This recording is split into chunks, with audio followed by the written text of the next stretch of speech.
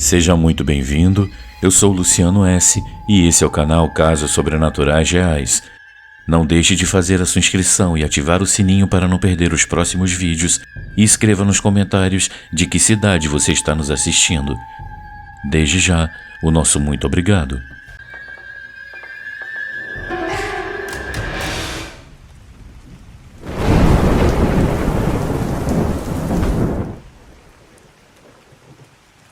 A promessa.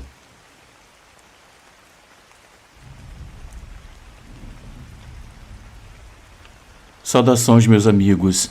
Meu nome é Sandro Pinheiro e eu sou da cidade de Bagé, no Rio Grande do Sul. Eu nunca presenciei nada de sobrenatural, infelizmente. Mas como sou um grande fã do canal, eu vou contar uma história que meu pai me contou quando eu era criança e que me ensinou que nunca devemos prometer nada a um espírito e que devemos ter cuidado com as coisas que dizemos diante do túmulo de um falecido. Ele me contou que um vigilante de um cemitério que era amigo dele contou sobre um enterro que lhe causou grande tristeza. Era o enterro de uma menina e ele se comoveu profundamente com a dor e o choro da mãe. Ele disse que antes de se despedir, a mãe sussurrou ao caixão: "Não tenha medo. Um dia eu me juntarei a você, meu amor." Quando a família começou a se afastar para ir embora, a mãe se aproximou da guarita do vigia e bateu à porta. Ela pediu que ele cuidasse do túmulo da sua filha e mencionou que havia deixado uma boneca junto ao caixão. O vigia prometeu cuidar da boneca e do local. No dia seguinte, ao amanhecer, ele se levantou cedo para varrer a entrada do cemitério e, para sua surpresa, ele viu a boneca sentada em um banco. Esse fenômeno se repetiu por várias noites. Intrigado, ele decidiu vigiar o túmulo durante a noite para entender o que estava acontecendo. Foi então que, para o seu espanto, ele viu o fantasma da menina se levantar, pegar a boneca e caminhar pelo cemitério. Embora chocado, ele não sentiu medo. Segundo ele, a aparição era serena, quase angelical. No terceiro dia, reunindo coragem, o vigilante seguiu a menina. Ele a viu sentada em um banco e se aproximou devagar, perguntando: "O que você está fazendo aqui?" A menina respondeu com um tom suave e inocente: "Eu estou esperando por minha mãe.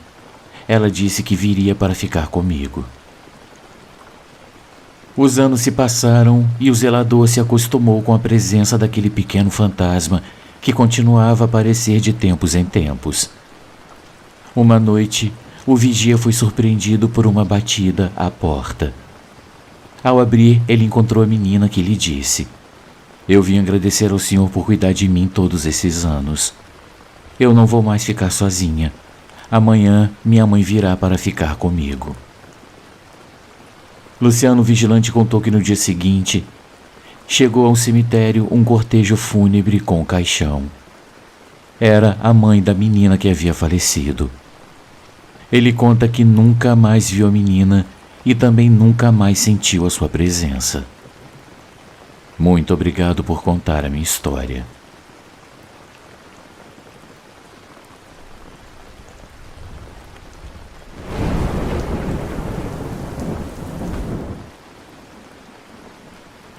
O Menino do Poço.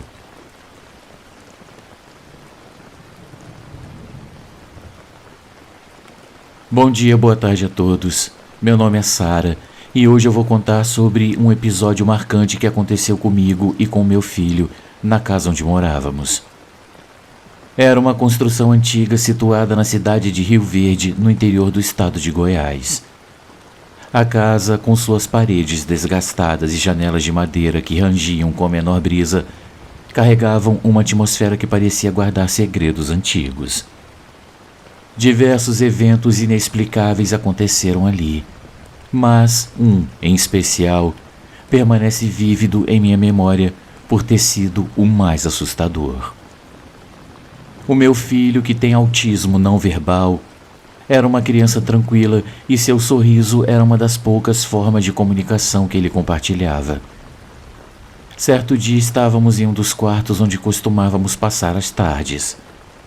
Enquanto eu organizava algumas coisas, ele correu alegremente para o quintal como sempre fazia. As risadas leves e puras enchiam o ar, proporcionando uma sensação momentânea de normalidade e alegria. No entanto, algo diferente começou a acontecer. Ao som familiar das risadas do meu filho se somou uma segunda voz, a risada de outra criança. O som ecoava pelo quintal, preenchendo o espaço com uma estranha melodia infantil. Eu achei aquilo estranho, pois eu sabia que estávamos sozinhos. Meu coração acelerou enquanto uma onda de apreensão me invadia. Eu caminhei até a janela com passos lentos, cada um mais pesado que o outro, e quando eu olhei, eu vi uma cena que fez o meu sangue gelar. Um menino com uma camiseta branca e uma calça jeans ensopada corria pelo quintal e brincava com meu filho. Ele parecia tão real, mas algo na sua presença era aterrorizante. Eu me lembrei do velho poço que existia no quintal, agora tampado, mas ainda um testemunho mudo de tempos passados. Eu senti uma conexão estranha com aquele menino e o poço.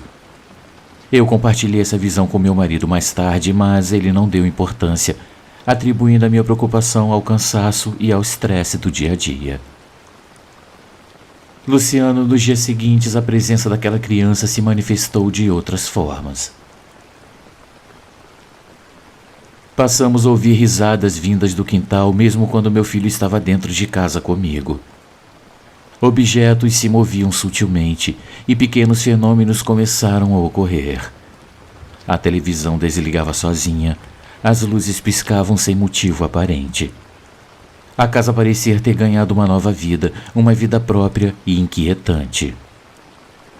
Uma noite, quando o silêncio era interrompido apenas pelo som distante de carros passando na rua, eu decidi sair para uma loja próxima com o meu filho. O meu marido ainda estava no trabalho, então estávamos sozinhos. Eu atravessei o longo corredor que levava ao portão de saída, sentindo a sombra do medo pairar sobre nós. A luz fraca que iluminava o caminho era insuficiente para afastar a escuridão do corredor. À medida que caminhávamos, uma sensação gelada tomou conta do meu corpo, como se alguém nos observasse. Meu filho parou abruptamente e um calafrio tomou conta de mim. Quando eu olhei para o fundo do corredor, a figura do menino estava lá parada e seus olhos vazios estavam fixos em nós. Meu instinto de proteção fez com que eu acelerasse os passos, tentando afastar aquela presença da minha mente. Por mais que eu quisesse negar, eu sabia que algo de sobrenatural habitava aquela casa. Os dias que se seguiram foram repletos de vigilância constante. Eu sentia a presença daquele menino em todos os cantos e era como se ele estivesse à espreita, esperando por um momento para se manifestar novamente. Com o tempo, a aparição deixou de nos atormentar diretamente, mas relatos de amigos e familiares que nos visitavam continuaram a confirmar minhas suspeitas. Eles descreviam uma criança de camiseta branca e calça jeans molhada, que às vezes aparecia em vislumbres rápidos, como uma sombra que se esconde na escuridão. Eu passei a acreditar que esse espírito pertencia a uma criança que havia perdido a vida naquele poço esquecido, cuja história se mesclava à própria estrutura da casa. Com o tempo, aquelas aparições foram diminuindo, mas de vez em quando eu ainda pego meu filho olhando fixamente para o quintal e sorrindo, como se estivesse tentando se comunicar com alguém. Muito obrigado a todos pela atenção.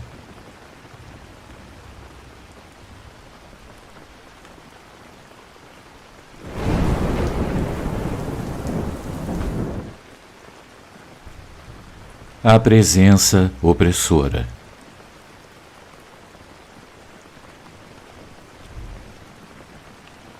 Dessa casa eu quero distância, e com razão. Meu nome é Elisângela, e esse relato que eu vou compartilhar aconteceu comigo cerca de 9 anos atrás, quando eu ainda vivia com meu ex-marido. Eu me lembro bem de como eu relutei em aceitar a mudança para aquela casa, mas a proposta era quase irresistível. Um contrato vantajoso que meu marido e meu sogro conseguiram. A casa era enorme, e tudo isso por apenas R$ 700 de aluguel. O que parecia uma oportunidade perfeita, logo revelou ser um pesadelo. Luciano, desde o primeiro dia, eu senti um desconforto que eu não sabia explicar. O ambiente parecia pesado, opressivo, mas eu decidi ignorar, atribuindo a minha resistência à mudança. No entanto, a sensação só piorou quando eu comecei a fazer a faxina. Eu descobri resquícios de sebo de vela em diversos cômodos da casa. Eram vestígios de velas vermelhas e pretas espalhados pelo chão, pelos cantos e até mesmo dentro do canil. Havia 2 pequenas construções, uma perto do portão e outra no quintal, onde era claro que os antigos moradores acendiam velas. Meu instinto cristão me fez parar e orar, tentando dissipar qualquer resquício sombrio que pudesse estar impregnado ali. A convivência na casa logo se tornou insustentável. As brigas com meu marido se intensificaram, ele mergulhou nos vícios e eu passei a ficar longos períodos sozinha. Em um sábado à tarde, enquanto eu preparava o almoço, eu olhei pela janela da cozinha e eu vi as latas de cerveja espalhadas pelo quintal. Não tinha vento, e uma única lata começou a rolar lentamente. Eu achei que talvez fosse uma brisa, mas então a lata se moveu de novo, dessa vez para o lado oposto. Eu senti um arrepio na espinha, mas, ainda cética, eu saí para verificar. A lata rolou de novo, parou por um instante e, em seguida, moveu-se rapidamente como se fosse empurrada por uma força invisível. Um frio tomou conta de mim e eu corri para dentro, trancando a porta atrás de mim. Os dias que se seguiram foram marcados por experiências cada vez mais assustadoras. Eu comecei a ver um vulto, uma figura masculina que parecia andar pela casa com familiaridade perturbadora. Ele observava parado à noite enquanto eu tentava dormir. Seus olhos, mesmo invisíveis, pareciam penetrar a escuridão e me encarar, acompanhados pelo som de coisas se movendo e estalando na cozinha, lâmpadas que queimavam inexplicavelmente e uma sensação constante de estar sendo observada. A presença era pesada, opressora e parecia alimentar-se dos momentos em que o medo tomava conta. O meu refúgio era Deus. Cantar louvores se tornou minha arma contra aquela força. Toda vez que eu elevava minha voz em oração, eu sentia uma agitação ao meu redor, como se a criatura ficasse inquieta e insatisfeita. Mesmo assim, meu ex-marido nunca se juntava a mim nas orações. Ele odiava os cânticos e brigava quando eu tentava trazer luz para dentro de casa. Mas ele também era vítima daquela presença, talvez ainda mais do que eu. Eu passava a evitar ficar em casa. Eu saía por horas buscando refúgio em qualquer lugar que não fosse ali. Esse tormento durou 1 ano, um período que parecia se estender como uma sombra sem fim. A casa que um dia havia prometido ser nosso lar, um novo começo, se transformou em um lugar de angústia e escuridão. O que me manteve firme foi a fé, a certeza de que, mesmo em meio ao caos, havia uma proteção divina ao meu redor.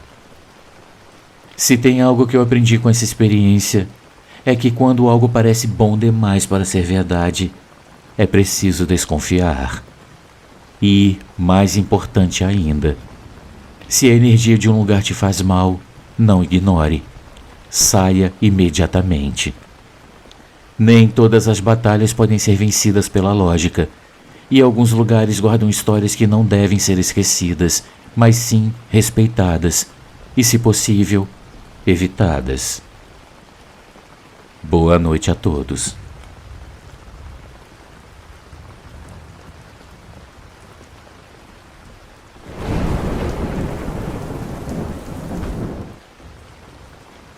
Algumas histórias nunca terminam.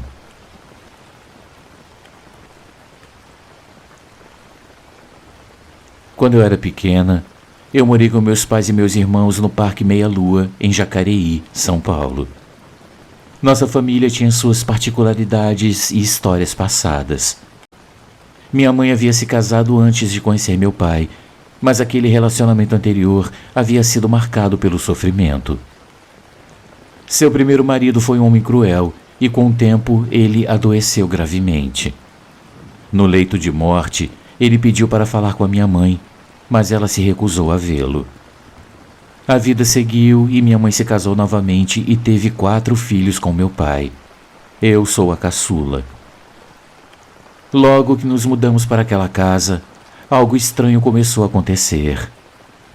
Todas as noites, assim que o sol desaparecia e a escuridão tomava conta do lugar, nós ouvíamos passos pesados no teto.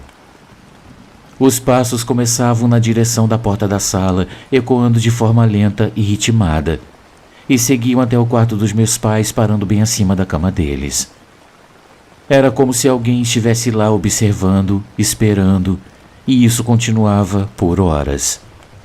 Quando a madrugada ia terminando e o primeiro clarão do dia surgia no horizonte, os passos voltavam pelo mesmo caminho, da cama até a porta da sala.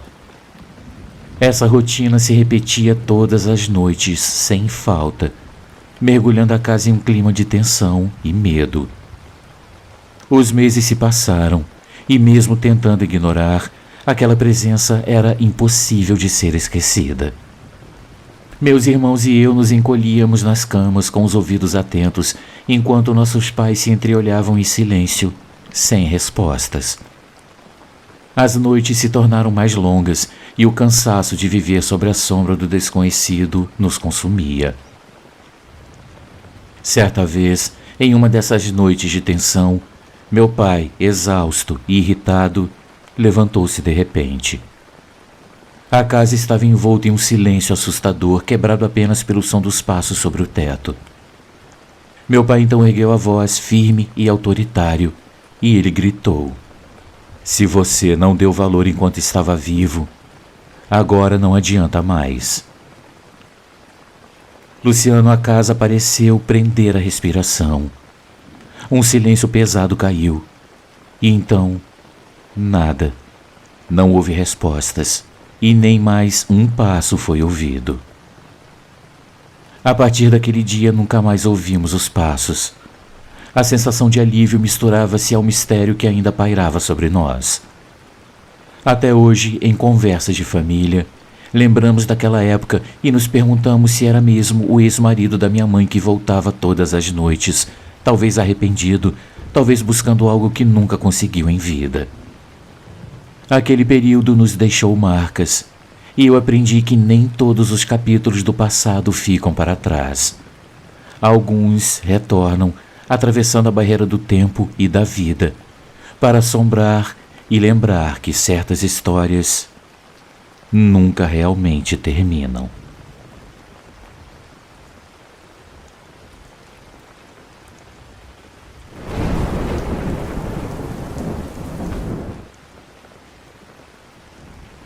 Gritos do além.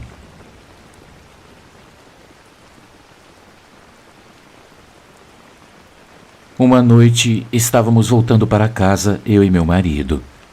A estrada era tranquila, iluminada apenas pelos faróis do carro, e o silêncio da noite trazia uma sensação de calmaria.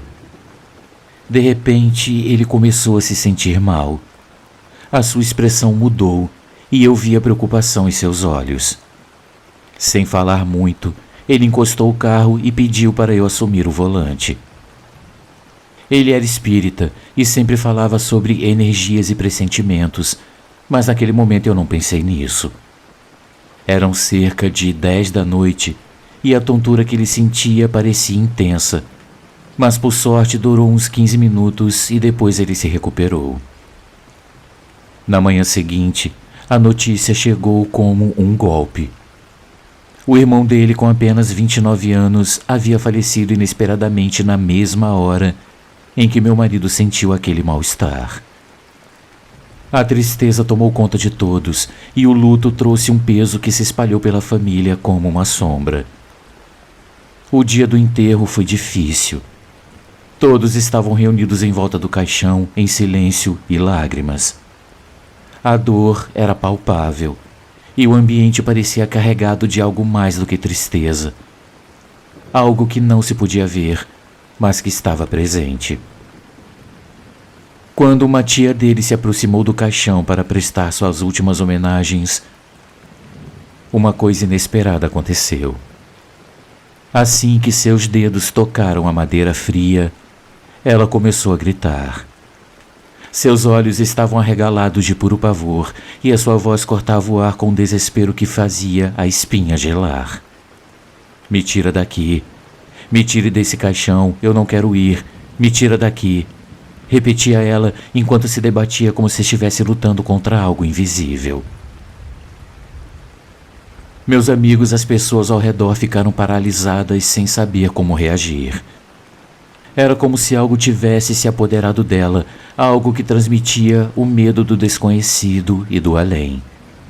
Alguns tentaram acalmá-la, mas seus gritos ecoaram pelo cemitério, marcando aquele dia como um momento além da compreensão. Depois de alguns minutos ela se acalmou, mas a sensação de inquietação permaneceu. O silêncio que se seguiu foi pesado e ninguém ousou falar sobre o que havia acabado de acontecer. O enterro continuou, mas todos sentiram que não estavam sozinhos. Havia algo mais ali, uma presença que ninguém podia ver, mas que todos podiam sentir. Naquela noite nós voltamos para casa com o peso daquela experiência. Meu marido, ainda abalado, disse que aquela sensação estranha que ele teve na noite anterior fazia mais sentido agora. Era como se o irmão dele tivesse tentado se comunicar, um último adeus que se manifestou de uma maneira que jamais esqueceríamos. Meus amigos, muito obrigado a todos pela atenção e tenham todos uma ótima noite.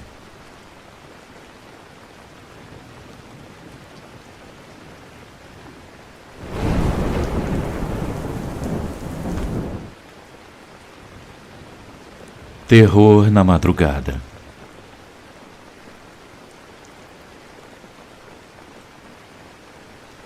Saudações, meus amigos. Meu nome é Andréia e eu vou compartilhar um relato que aconteceu com a minha família nos anos 80. Minha mãe, que teve 9 filhos, cuidava de todos nós em um vilarejo no interior de São Paulo. Nós morávamos em uma casa simples com uma cerca de arame que separava a casa de um grande matagal. Era madrugada por volta de 1h30 da manhã.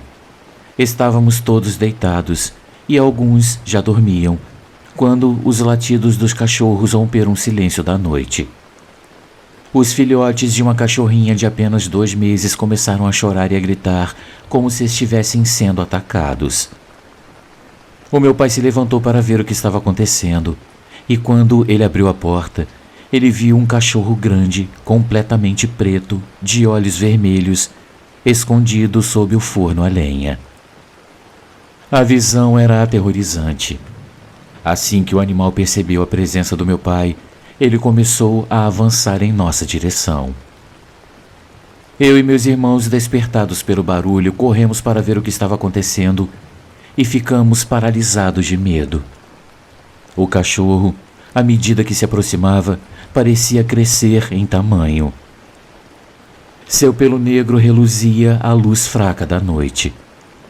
Os cachorros da casa, assustados, correram para dentro e nos juntamos todos rapidamente, fechando a porta. O pânico tomou conta de todos. A criatura começou a arranhar a porta com força e o som ecoava pela casa. Minha irmã mais nova, que tinha apenas 1 ano, começou a chorar, enquanto a minha mãe, em desespero, rezava. O som das patas arranhando a madeira continuou por cerca de 15 minutos, até que de repente cessou. Na manhã seguinte, meu pai abriu a porta e a visão confirmou nossos medos.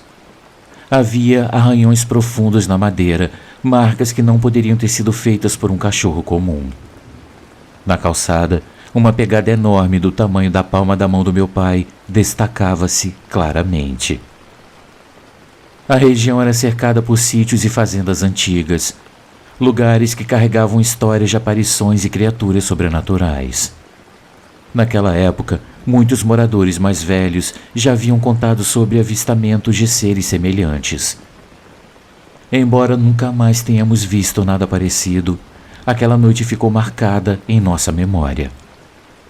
Até hoje eu acredito que o que vimos foi um lobisomem.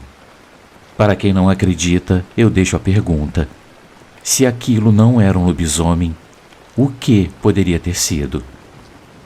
Esse é um fato verídico que a minha família e eu jamais esquecemos.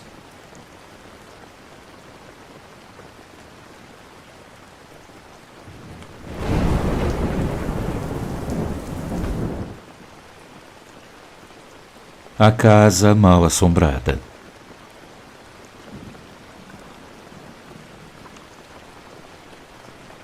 Olá, meu nome é David e essa é a primeira vez que eu compartilho um relato. Eu moro em Juazeiro, na Bahia, e certa vez eu fui visitar uma vila no interior do Ceará com a minha esposa, onde vivem os pais e os irmãos dela. Em um dia específico, uma de minhas cunhadas nos convidou para ir a uma fazenda buscar mangas. O que ela não mencionou era que a fazenda estava abandonada. Partimos para lá, eu, minha esposa e 2 cunhadas. A caminhada foi longa, pois a fazenda ficava afastada. Quando finalmente chegamos, a decepção foi grande. As árvores de manga estavam vazias. Enquanto eu olhava em volta, eu percebi a casa principal que parecia prestes a desmoronar por causa das rachaduras. Uma das janelas balançava sem parar, mesmo sem vento, emitindo aquele rangido típico de filmes de terror. Curioso, eu me aproximei da casa junto com uma das minhas cunhadas. O chão estava coberto por dejetos de morcegos, e quando chegamos perto o suficiente da entrada, os morcegos se agitaram com a nossa presença. Nós decidimos recuar e começamos a ir embora, mas após uns 5 metros, escutamos um barulho baixo que foi crescendo, até soar como se algo ou alguém estivesse destruindo a casa por dentro. O mais assustador é que os morcegos não voaram. Eles permaneceram imóveis como se estivessem indiferentes ao caos. Nós voltamos para a vila um pouco assustados e eu contei o que aconteceu ao antigo morador da região. Ele disse que há muitos anos ninguém morava na fazenda e ele desaconselhou qualquer um a se aproximar do lugar, afirmando que aquele lugar era mal assombrado. Só de imaginar o que poderia ter acontecido se tivéssemos visitado aquele lugar à noite, um arrepio tomou conta de mim. A experiência ainda é vívida na minha mente e me faz respeitar mais as histórias que antes eu considerava serem apenas lendas.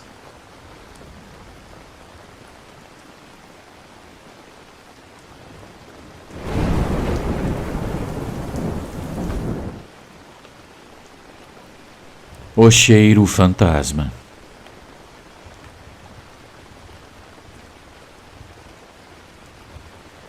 Boa noite, Luciane e amigos. Na noite passada, eu vivi algo que eu jamais esquecerei. Eu estava no meu quarto com as luzes apagadas quando eu percebi uma silhueta estranha projetada na parede. Era o vulto de uma criança vestida de branco, imóvel e me olhando fixamente. O meu coração disparou e o ar pareceu mais pesado ao meu redor. Sem acreditar no que os meus olhos viam, eu me aproximei, estendendo a mão para tocar a figura. Meus dedos encontraram apenas a frieza da parede texturizada, mas a sensação de que havia algo além dela era inegável, como se a criança estivesse presa atrás de um vidro invisível. Então, um aroma peculiar começou a se espalhar pelo quarto. Era um cheiro doce, impossível de descrever, mas tão intenso que parecia se fundir com o ar. Por mais que eu respirasse fundo para tentar identificá-lo, tudo que eu conseguia era uma sensação estranha, como se cada inalação me levasse para mais longe da realidade, quase como se eu estivesse prestes a deixar esse mundo. De repente eu percebi algo ainda mais estranho. A parede onde a criança aparecia começava a mostrar pequenas fendas, como se abrissem brechas sutis que deixavam escapar uma claridade do outro lado. Era uma luz fraca, mas impossível de ignorar, especialmente em um quarto mergulhado na escuridão. Tomado pelo medo e pela curiosidade, eu peguei meu celular para tentar capturar a imagem. No entanto, assim que o flash acendeu, tudo desapareceu. A parede voltou ao normal, sólida e escura, e a figura da criança se foi como se nunca tivesse estado ali. Mas o cheiro, aquele perfume doce e estranho, continuava impregnado em mim, recusando-se a desaparecer, mesmo após vários banhos. Agora, cada vez que esse aroma volta ao meu nariz, eu sinto uma estranha vertigem, uma impressão perturbadora de que estou sendo chamado para algum lugar que eu não conheço e que talvez eu nunca queira conhecer. Muito obrigado pela atenção de todos.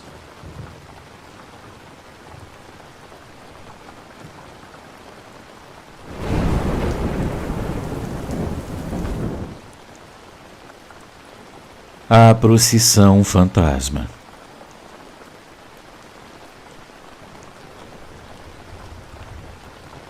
Amigos, há algum tempo atrás, um amigo me contou uma história que eu nunca vou esquecer. Ele morava sozinho em uma pequena casa de sítio cercada por uma mata densa. O local não tinha energia elétrica, então ele usava lamparinas a querosene e cozinhava em um fogão a lenha. A casa era simples, com apenas 2 cômodos, um quarto e uma cozinha. Certa noite, enquanto ele já estava deitado, ele começou a ouvir vozes vindas da estrada do outro lado da mata. Pareciam vozes de pessoas rezando, e o som ia aumentando rapidamente. Em poucos instantes, ele percebeu que as vozes estavam atravessando a mata por uma trilha estreita, e de forma repentina, chegaram até sua casa. O mais estranho foi que, de alguma forma, aquelas pessoas entraram em sua casa. Ele viu uma procissão de mulheres com lenços na cabeça. Seus rostos eram indistinguíveis, envoltos em sombras e mistério. Eles ficaram alguns instantes paradas em frente ao fogão rezando. Embora ele não pudesse compreender as palavras, a cadência sugeria uma reza. Em seguida, as figuras se retiraram voltando pelo mesmo caminho de onde vieram e desapareceram na mata. Até hoje ele não sabe o que significou aquela estranha visita. Será que alguém poderia explicar o que aconteceu naquela noite?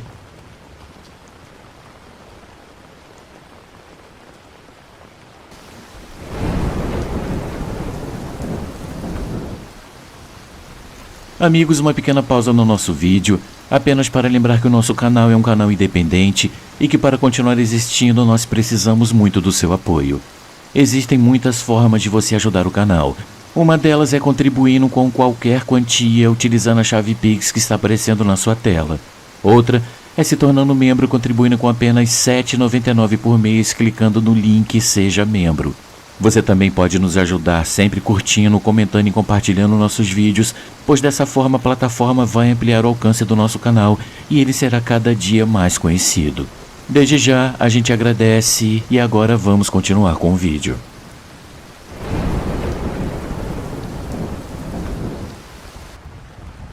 Minha tia Lorena.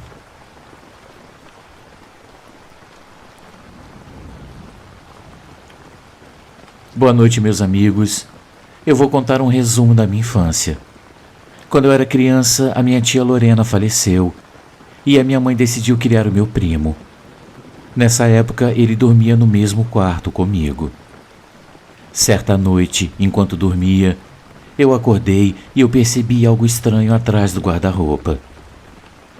De repente, um vulto todo de branco saiu de lá, sorrindo para mim. Meus amigos, eu levei o maior susto de toda a minha vida. Eu fiquei em pânico.